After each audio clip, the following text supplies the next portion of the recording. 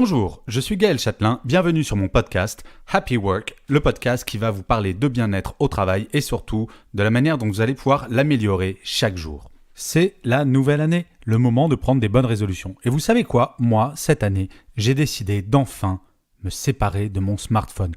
Enfin, quand je dis m'en séparer, n'exagérons rien, c'est en tout cas de ne pas y être collé absolument toutes les secondes de la journée. Saviez-vous que près de 3/4 des Français, 73% exactement, sont équipés de smartphones contre un quart il y a moins de 10 ans? Le mobile est désormais le terminal le plus utilisé pour se connecter à Internet, devant même l'ordinateur. Au quotidien, nous le consultons en moyenne 23 fois, pour une durée de 1h42. Chez les millennials, les jeunes autrement dit, c'est encore plus, 2h16 par jour et 33 connexions en moyenne. Plus insolite, une enquête menée par Bouygues Telecom dans le cadre de son observatoire des pratiques numériques, menée l'année dernière, a interrogé des Français sur un choix crucial.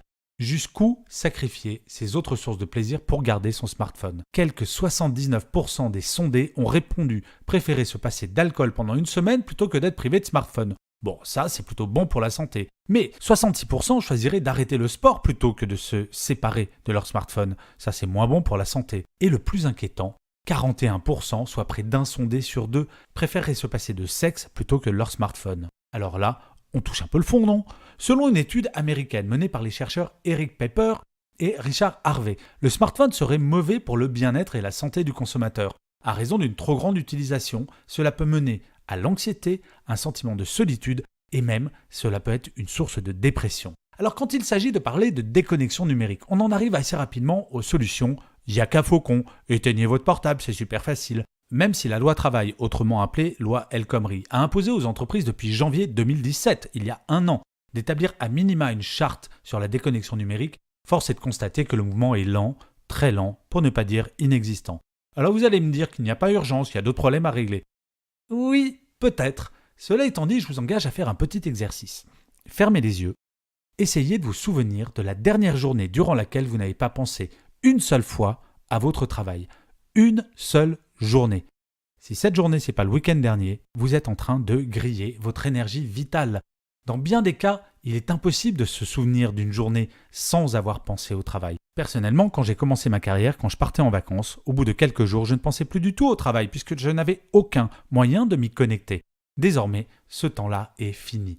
Il y a toujours le mail qui arrive le week-end, le texto ou l'appel pendant les vacances. 62% des Français n'éteignent jamais la boîte email de leur téléphone portable.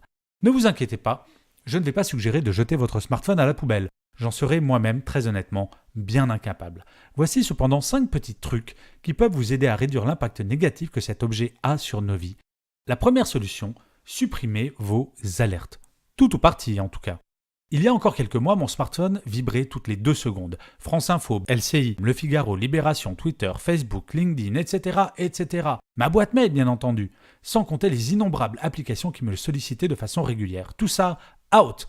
Pas les applications, non, juste les alertes afin d'inverser le rapport de force. Si j'ai envie d'être informé, c'est moi qui vais chercher l'information, pas l'inverse. Franchement, notre vie va-t-elle gravement changer si l'on apprend avec quelques heures de décalage que tel ou tel homme politique a été mis en examen? Petite information additionnelle qui va vous pousser à supprimer les alertes sur votre smartphone. Saviez-vous que dès que votre téléphone vibre dans votre poche, si vous êtes en train de faire une tâche qui vous demande un peu de concentration, vous perdez instantanément 20 points de QI et vous mettez 15 minutes à les récupérer. Donc un conseil, supprimez vos alertes. Le deuxième petit truc, éloignez votre portable, surtout au travail.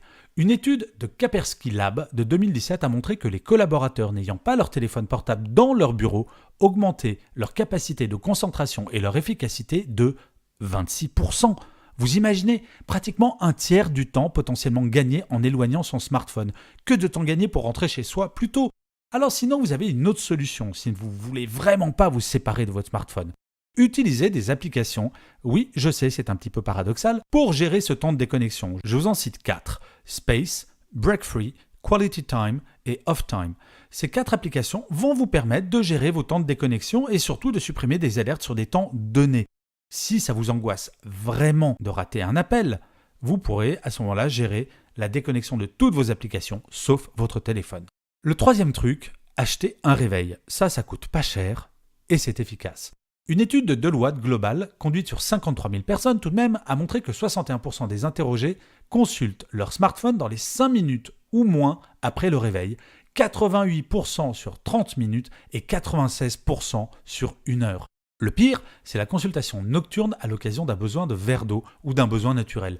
Comment voulez-vous avoir un sommeil reposant si en plein milieu de la nuit, vous apprenez qu'il y a eu un attentat à l'autre bout du monde ou que votre boss vous a envoyé un mail avec, comme objet, « Super urgent !» Plus de 70% des possesseurs de smartphones utilisent ce dernier comme réveil matin. Difficile de l'éloigner du lit et encore moins de l'oublier. La solution, le smartphone dans un tiroir et utiliser un réveil matin. Commencer sa journée sans être en contact dans les 5 minutes suivant votre réveil avec son travail en checkant ses mails ou avec les nouvelles du monde qui n'ont rien de réjouissant ces temps-ci, peut tout à fait changer la façon dont vous vous levez. La 4e astuce, sortez sans votre portable. Ouh là là, je vous entends d'ici dire « Mais il est malade ce mec !»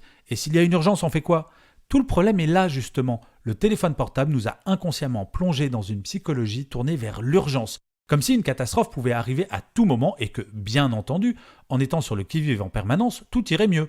Le lâcher-prise une fois de temps en temps, c'est pas mal non plus. Essayez, un samedi, de partir en promenade en laissant volontairement votre smartphone chez vous. Par exemple, les soldes vont commencer. A priori, peu de risques que vous ayez de grandes surprises et que vous ayez besoin de votre smartphone samedi prochain. Faites le test. De façon assez étonnante, vous vous sentirez loin de tout et à l'abri du stress et des catastrophes. Vous pourrez vous concentrer totalement sur vos achats en solde. Vous vous créerez un moment rien que pour vous, que personne ne pourra perturber. Bon, pour les plus accros, la première fois, ça sera peut-être angoissant, mais petit à petit, vous y prendrez goût. L'étape d'après, c'est de dire à votre boss que vous partez en vacances sans votre téléphone portable, mais ça, c'est pour plus tard. Le 5e truc, ralentir. Le smartphone a fini par nous faire croire que tout devait être urgent. Un mail arrive, je dois répondre dans la minute. Je vais vous donner un petit exercice pratique si vous vous sentez concerné. Imaginez, vous êtes chez vous et vous glissez sur le tapis, vous vous cassez le bras. Ouch! Qu'est-ce que vous faites? Première option, vous appelez le SAMU.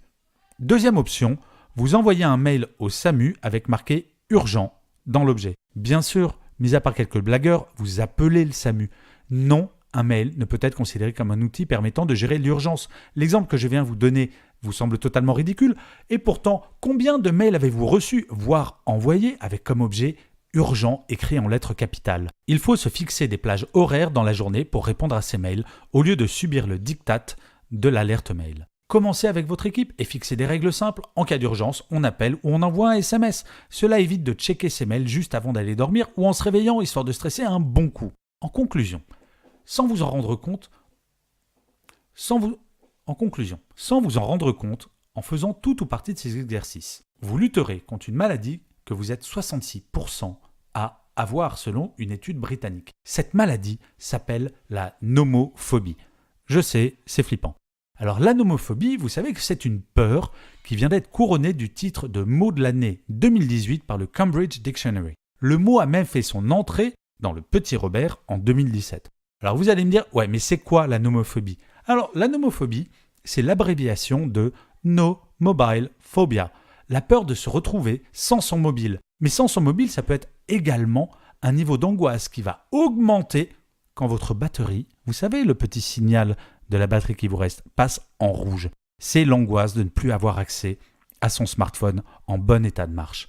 Le problème n'est pas tant l'objet en tant que tel, ce n'est pas le smartphone le problème, mais son contenu comme le travail ou les informations déprimantes qui nous empêchent de prendre plus souvent soin de nous. Imaginez une journée entière sans être en contact avec le travail et sans avoir une seule mauvaise nouvelle qui vienne du monde. Si ça ne change pas votre vie, franchement, ça fait envie, non? Et moi, ma conviction, c'est qu'au-delà d'une envie, c'est un besoin absolu. Je le répète souvent, mais nous sommes plus de 10% des Français qui allons ou avons fait un burn-out. Il serait temps de reprendre un petit peu de pouvoir sur nos vies et surtout penser à notre bien-être. Voilà, ce podcast est fini. J'espère que vous allez suivre quelques-unes de ces instructions. Et en tout cas, je vous souhaite un excellent début d'année et je vous dis à la semaine prochaine. Prenez soin de vous.